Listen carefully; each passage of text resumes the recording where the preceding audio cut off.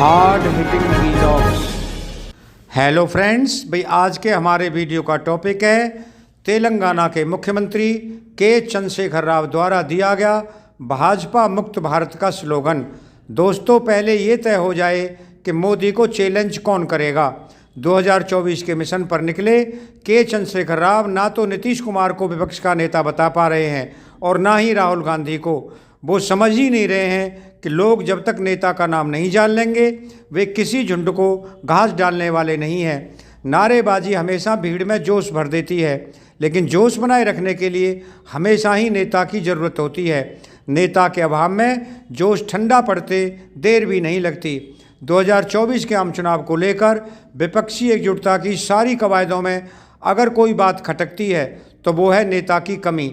दोस्तों, तेलंगाना के मुख्यमंत्री जब पटना गए थे तो उन्होंने ये नारा दिया था, भाजपा मुक्त भारत। सुनने में तो नए नारे की ध्वनि कांग्रेस मुक्त भारत से भी ज़्यादा अच्छी लगती है, लेकिन डुप्लीकेट के साथ जो संकट होता है यहाँ भी वैसा ही है। ये नारा सुनते ही ओरिजिनल की प्रतिध्वनि कानों में गूंज उठती है। दोस्तों, नया नारा तभी असर डाल सकता है जब पुरानी व्यवस्था से लोग ऊब चुके हों। अगर मौजूदा व्यवस्था में बहुमत को शिकायत नहीं है तो कुछ नया सोचना होगा। ज़रूरी नहीं कि यूनिक आइडिया ही चलते हैं, लेकिन ताजगी का एहसास ज़रूर होना चाहिए। नई उम्मीद जगनी चाहिए, जैसे कि मोदी ने नारा दिया था, अच्छे दिन आएंगे। भाजपा मुक्त भारत का नारा देने के बावजूद केसीआर भी उसी संकट से जूझने लगते हैं जो ममता बनर्जी के सामने रहा है। विपक्ष का नेता कौन होगा जो प्रधानमंत्री पद का दावेदार होगा? केसीआर के मन में दावेदारी तो अपने लिए भी होगी, लेकिन वो ना तो नीतीश कुमार का नाम ले पा रहे हैं, ना ही राहुल गांधी के नाम पर कुछ कह पाने की स्थिति में लगते हैं। दोस्तों, विपक्षी खेमे की हौसला अफजाई के लिए केसीआर ने जो नारा दिया था वो अच्छा तो है, लेकिन सबसे बड़ा सवाल यही है कि बिल्ली के गले में घंटी कौन बांधेगा। जब तक इस सवाल का जवाब केसीआर खोज नहीं लेते, कुछ दिन बाद थक हार कर वो भी बैठ जाएंगे। दोस्तों, क्योंकि जवाब किसी के पास नहीं है, और जब किसी के पास सवाल का जवाब नहीं है तो ये कैसे अपेक्षा कर रहे हैं लोग इनको सत्ता सौंप देंगे। पहले तो ये पता चले कि नेता कौन है, कौन प्रधानमंत्री की कुर्सी पर बैठेगा अगर विपक्षी गठबंधन को वोट दिया गया तो। दोस्तों, ये बिल्कुल वैसे ही है जैसे कुछ राज्यों के विधानसभा चुनावों में बीजेपी के पास जवाब नहीं होता, जहाँ किसी को भी नेता घोषित नहीं करती।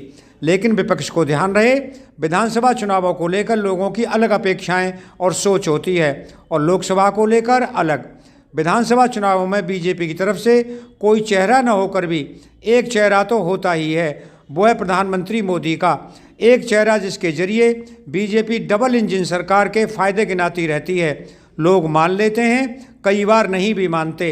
विपक्ष की भी यही समस्या है। जब लोकसभा चुनाव में वे प्रधानमंत्री मोदी के सामने चेहरा तलाशते हैं तो कोई नज़र नहीं आता। सब एक दूसरे का चेहरा देखते हैं और जवाब टाल जाते हैं।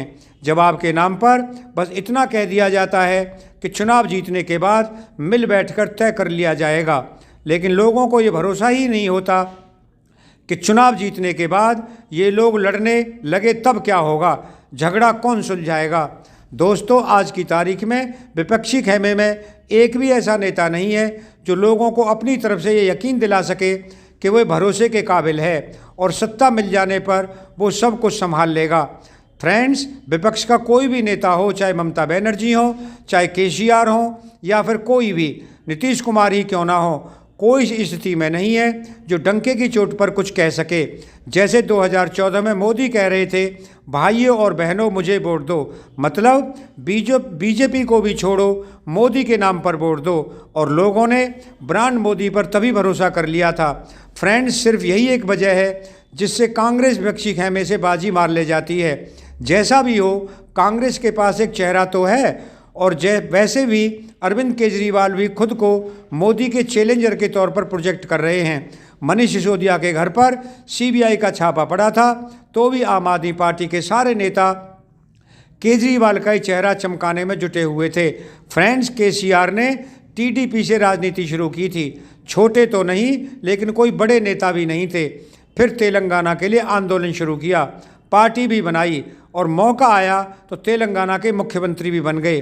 चुनाव हुए तो सत्ता में वापसी भी कर ली।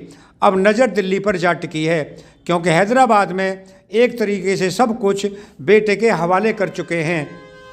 फ्रेंड, केसीआर ने जब मुंबई का दौरा किया था उस वक्त उत्तर प्रदेश सहित 5 राज्यों में विधानसभा चुनाव हो रहे थे।